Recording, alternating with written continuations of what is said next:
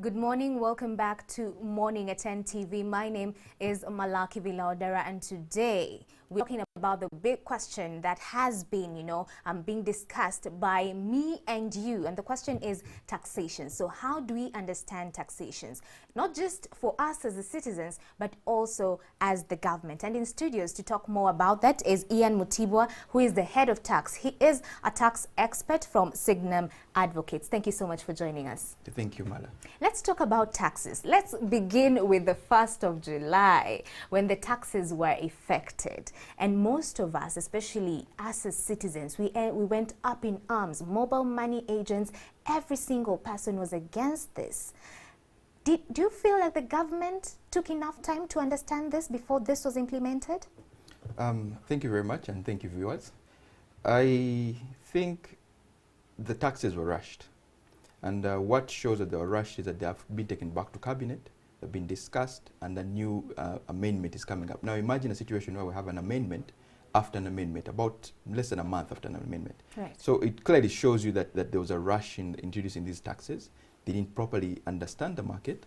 And when they went back, I hope they have done better deliberations this time to have an understanding on how to effect these taxes. So it's clear that the taxes were not actually clearly thought about and brought to the market after careful search. Let's talk about the mobile money taxation that everyone is against. Okay, fine, we have a whole list of other taxations that are there, but this is what is affecting every single person. Initially, mobile money was initiated just to have that financial inclusivity for every single person, regardless of your financial standing. And so even my Jaja in the village was able to save up a little bit of money, on mobile money. And so when this came into play, it was 1%. And now the discussion is about having 0.5% on withdrawals. What do you think were the parameters that the government, looked into when they were coming up with that particular rate? What exactly is the one? Let's start with the 1% and then go to the 0.5, and what exactly they looked into just to bring it down to 0.5, and why it's at 0.5 and not at maybe 0.2 or nothing. Well, I cannot look into the mind of government, because that's a preserve of the cabinet when they're discussing that. But I would start from the fact that they started up with the 1% mobile money tax on 1st of July. That 1%, in my opinion, and I've given a myriad of thought on it and also written extensively on it, is that it was not, it violated very many principles of tax. It was a triple taxation on the same income. When you say triple taxation, what does that mean? Triple taxation means that you're taxing the same income more than once. And that violates very many tax principles, per se. Now, you realize that when you deposited, you're taxed. When you withdrew, you're taxed. When you sent, you're taxed. So you find that if you send 1 million shillings, for example, it will be taxed almost 3 times. Right. And that one was against various principles. Now, the government has come out and said, let us now tax at 0.5% on withdrawals.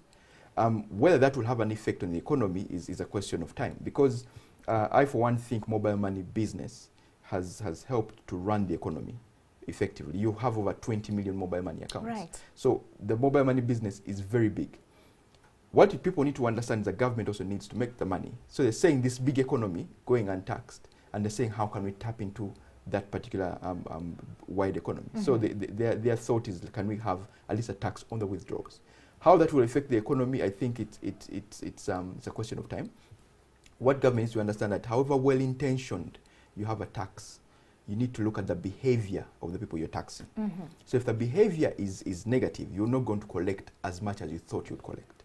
The first day that the tax was introduced, almost a quarter of people stopped using mobile money. Right. I think by now almost half of the people who are using mobile money have stopped using mobile money. So what's the behavior of the people when you actually tax? Would you achieve what you want to achieve, or it will have a negative impact? If it has a negative impact, then you need to go back to the drawing board and rethink. Let's look at the rates. Ideally, what should happen when an entity sits down to say that now we're introducing taxes? What ideally should they put into perspective to decide that these taxes will be at this rate and not at this rate? Now tax rates are very interesting, and what you need to understand is that if a tax cannot go up, it should go out.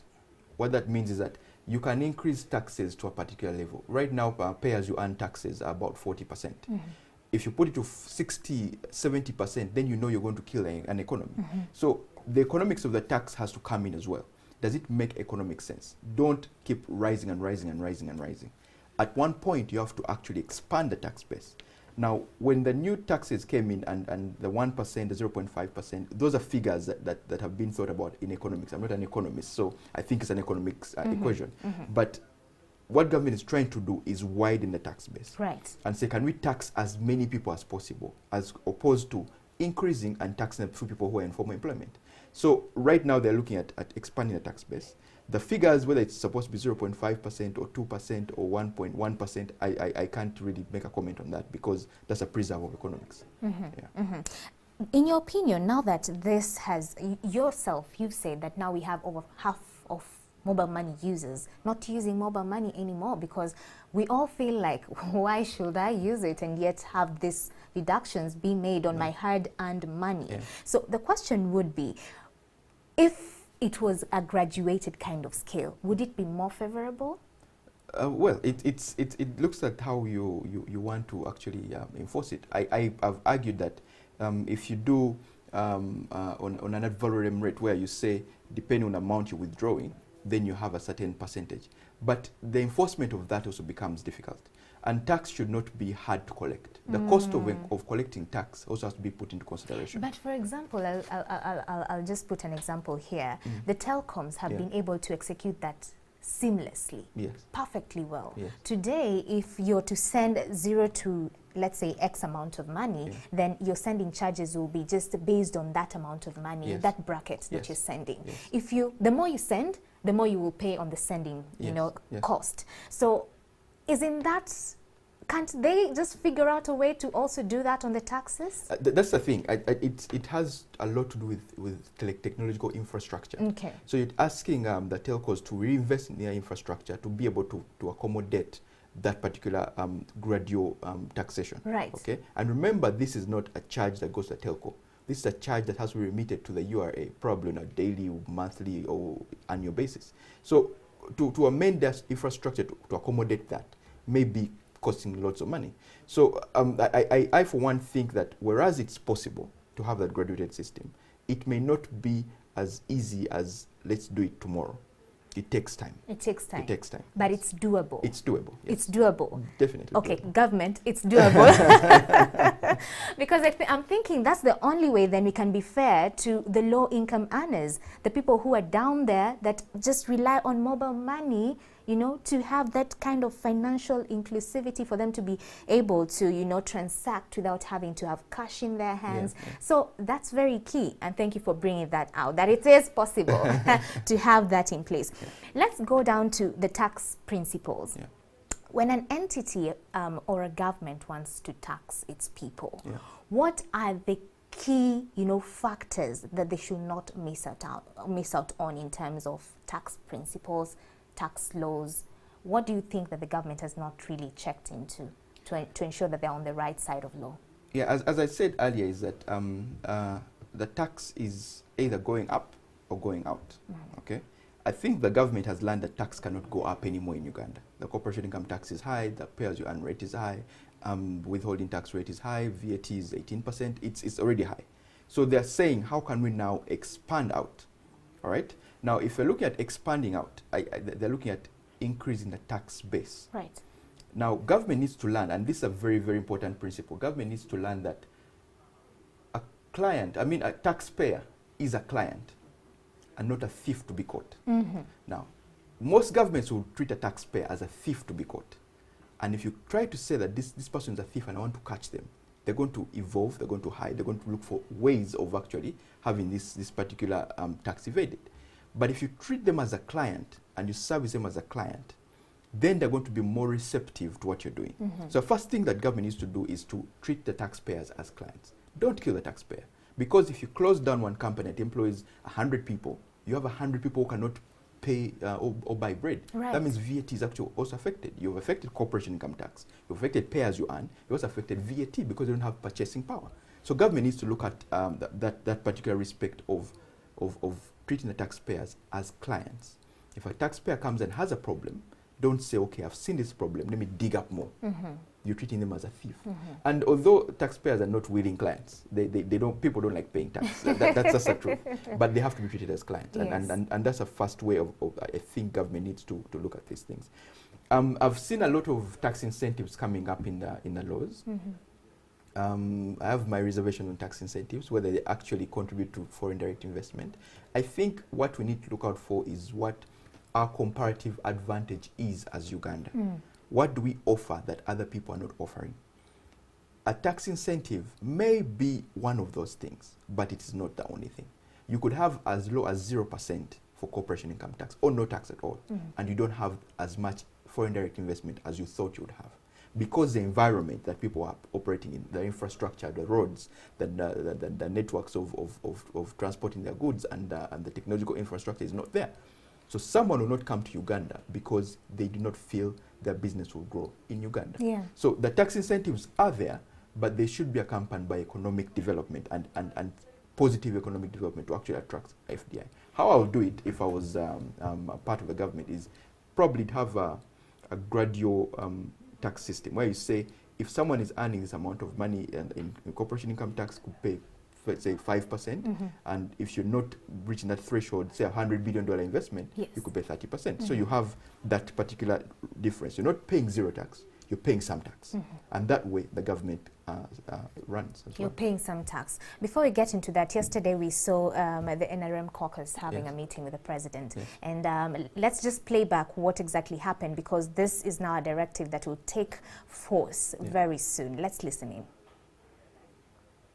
All members of parliament of the NRM caucus resolved to reduce the mobile money tax to 0.5% and only at withdrawal. That was a resolution that was made by the caucus because the tax was affecting the general public, and that is how we resolved and has been reduced. And we're going to bring this tomorrow in parliament and support this in parliament, ensure that the mobile money tax is reduced from the 1% to 0.5%. Clear stance. Social media does not affect the local person, and it does not affect the majority. You use it when you can afford. Then two, we have excluded people who are doing research and who are studying on social media. So that is what was decided upon, and so it's here to stay. 0.5% on withdrawal. And remember, the government still has a target with regards to what they're supposed to collect via this space. Now, yesterday we had David Bahati from the Finance Ministry say that they have already collected around 5 to 7 billion shillings out of, since 1st of July, out of the mobile money taxations that people have been paying throughout.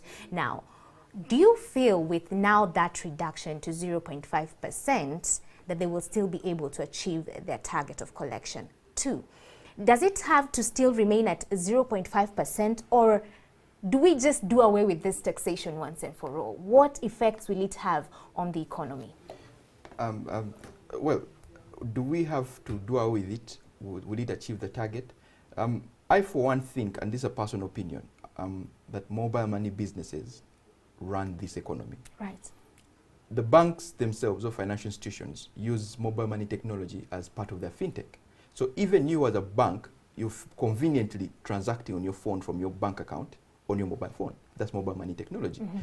So I feel with a tax on mobile money, people are going to draw back. And what government needs to understand is that whenever you're taxing, look at the behavior of the people.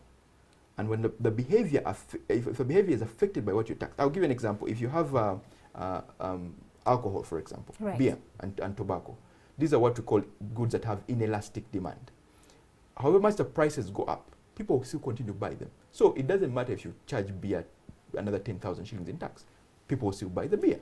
They will never complain that the beer has been increased, the excise duty, and it increases every single year. Right.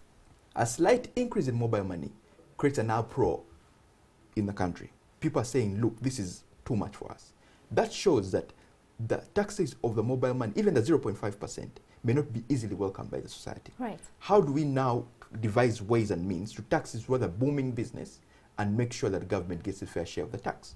And what the citizens also need to understand is that the tax is here to say it's what drives the government. So they have to tax and get the money. We shall talk about issues of tax accountability after that. Yes. But your question is should we have this tax and will it achieve the target? I think it may not achieve the target because people will rebel against it because they have not appreciated or have not understood where it's coming from.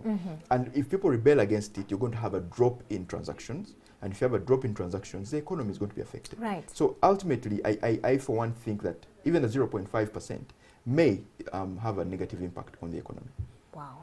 Wow, a negative impact on the economy. And like you said, mobile money agents will be directly affected because that will bring down, the number of people who will be transacting, and these people just rely entirely on commissions that they pay per transaction. Okay, let's move on to the issue to do with, and you alluded to this initially, what other options are there? Like you said, we need to tax, investors, and maybe it can be gradual, but ensure that the FDIs are also, the foreign direct investments are also, taxed as well. Over and above that, do we have other options that maybe the government could look into with regards to taxations? Because like you said, they need to widen the tax base. We have a great deficit in the 2018-2019 budget. So what options do they have? Well, the options are, one, I think the Ugandan public, and this comes from the way that react in social media tax. That reaction shows you that the public is not used to paying tax. They're not used to paying the direct tax. That's what the reaction shows me. And most people have rebelled from paying the tax because they do not know where the tax is going. And that drives me to what we call tax accountability. Right. Should the government account to the people? In my small economics that I know that tax is what we call a non-quid pro quo. Non-quid pro quo means you pay it without expecting something. Quid pro quo means I scratch your back, you scratch mine. Non-quid pro quo is I'm giving you, but you don't expect anything in return. But is that the case? And I think it shouldn't be. The obligation of government, what I think government should do is they need to collect the tax, but also show the masses where the tax is going. Because most of the people are on, for example, VPN. VPN is more expensive than 200 shillings you're talking about. But why are they going to VPN and not paying the tax? Rebellion? It's because they don't see, they don't feel the need to actually invest their money in the government, because the government has not given them the need to actually invest in it. So I think the first thing that the government needs to do, and I hope that policymakers listen to this, is have what we call tax accountability. Let us show people that the tax that you're paying is going here. Let us show people that however much you pay this tax, this is where it's actually going to go, and it's going to benefit the local person. So that's one of the ways I think the tax base can be increased, because people want to pay tax, but they don't know where the tax is going to be used in the right way. The other thing that I think would help in increasing the tax base is a tax amnesty. Now, tax amnesty is very, very interesting, because amnesty basically means I've pardoned you.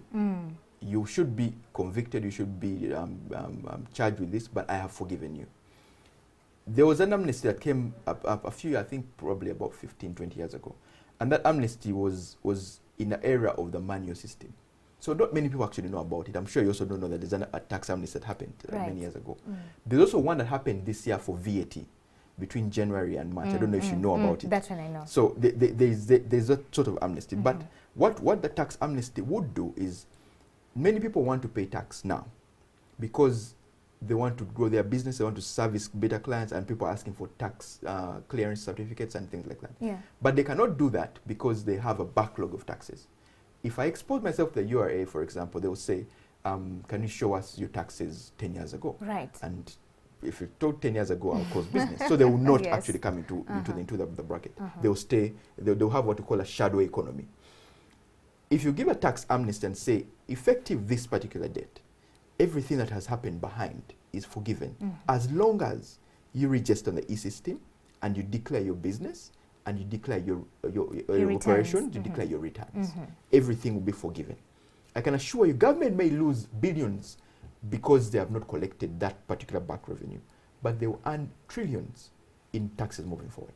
And out of behavior, because you said it's a behavior thing, do you think that will work? Yes. Because if today I'm given that tax amnesty, moving forward, I think I'll be operating in limbo, just hoping that it happens again. Don't you think it will have an effect that way? The beauty is right now we have what we call the digital economy. Okay. The manual economy or the what I call the primitive economy. It has loopholes. Yeah. People had to be literate. People had to read. People had to you had to do something manual. People had to go out into the villages. It was a little bit of extensive. With the digital economy, as you've seen in social media, all you need is to do a small, they call it a GIF, and you send it round. And I can assure you reach over 50 million people in Uganda. Yes. And the world. Yes. Okay? Yes. Just a small thing and say, guys, this is what we're doing. Effective this date. If you run a business, if you're an individual, you run a kiosk, whatever you do, this is a loophole for you to actually be forgiven and start afresh. You have a rebirth. Okay? And that one alone, I believe, will bring so many people into the tax bracket. It may not bring everyone, because some people will just naturally rebel, but it will bring people who would rather have been in the bracket and are scared to come in, but now are ready to come into the bracket. And we have a fresh start. Okay. And I believe moving forward, government would collect a lot of money from that. Okay, all right. And as they've done with the VAT, I'm sure they've collected much more money than they would have thought of collecting. Right. The other thing that I think is important is what we call the tax of the economics, or the economics of the tax. As I told you, you have to look at whether tax causes a distortion or encourages people actually to buy. We need to increase, or we need to have an increase in a per capita income. Per capita income is not increased by having more taxes. It's increased by having good economic situations, by encouraging businesses to thrive in Uganda and not killing them. Treat the taxpayer as a client. This is very, very important. Treat the taxpayer as a client, not a thief to be caught. Okay. If it's a thief to be caught, the economics of the tax will not add up. If he's a client, he would want to be serviced. He goes to URA and people are helping him do his taxes, they're helping him file his returns and whatever. Everything will now have to come into play. And this economics of the tax can be seen in, do I tax social media? Yes. Or do I tax mobile money? What goods are more inclined to be taxed and not cause a ripple effect? As I told you, we have an excise duty. You realize excise duty is what we call a sin tax. The tax experts call it a sin tax. Yes. It's taxed on things they don't want people to consume. Sugar, confectionery, sweets and bakery, tobacco, beer. As long as taxes on those things increases, people will still buy them. People will still eat chocolate, people will still drink beer, people will still buy soda, people will still... It has an elastic demand. So every year you can increase them and the ripple effect will not be there. So they need to tax, to pay more attention into expanding the excise duty tax products that attract that. But also they need to also pay more attention to the reaction people have on direct tax. Okay. When you say social media is going to be paid directly, 200 shillings per day, I'm taking 200 shillings from my pockets and paying that tax. That's a direct tax. Right. If it's hidden in airtime or in data, people may not have much of an uproar because people pay VAT every day, but they don't make noise. So the other thing, the way you can do it is have more of the consumption taxes than the direct taxes. Okay. That helps to balance the equation. Right. And also they reduce their cost of collecting tax. If the cost is high, then the chances that they will come after you as a thief. Okay. Our current GDP to the current rate of GDP to debt ratio is at 38%. Of course, the government was saying that we are still, safe because we've not met, gotten to the 50% ratio. Do you think borrowing more money, maybe in grants form, is another option? Government borrowings. Not pretty much borrowing, but putting the economy at a place whereby it's more enticing for FDIs to come through. Yes, of course, that's what I started with what they've done in this year's tax amendments is to create incentives for companies that have huge investments, 200 million shillings, $200 million of investment. That alone, my view, will not raise the FDI you require. Right. The FDI, people invest in areas where they can bring their staff and know their staff is safe. Bring their staff and know their staff will have the basic requirements. If you have a country where hospital or medical insurance is difficult to get, then even if you have an incentive of 0%, I will not bring 20 employees from a country in the US or whatever to come and invest, to come and stay in Uganda, because I don't feel that is economically viable. I'll have to pay them what they call hardship allowances to come and stay here. So you have to create an environment that is safe, that is thriving, that has almost akin to the things that the developed worlds have, so that you can be able to attract the FDI. Okay.